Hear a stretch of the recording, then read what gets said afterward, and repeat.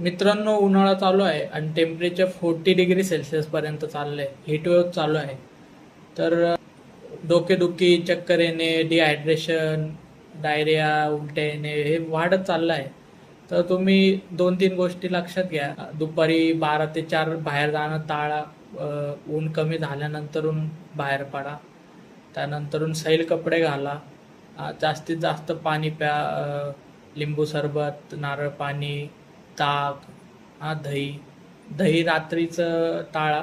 दुपारी खाऊ शकतात तुम्ही. आणि दुपारी झोप घेऊ शकतात. आराम करा दुपारचा बाहेर जाण्यापेक्षा.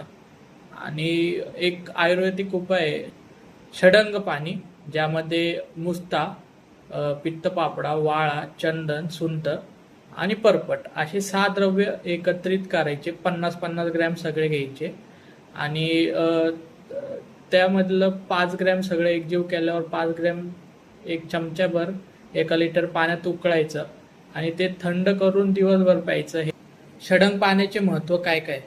तर शरीरातली उष्णता कमी करते, तहान कमी करते, उन्हाळ्यातील थकवा कमी करते, पचनसुद्धा सुधरवते. मी doctor Shriraj Bhandare, Vishwayog clinic, Lakshmi road, Pune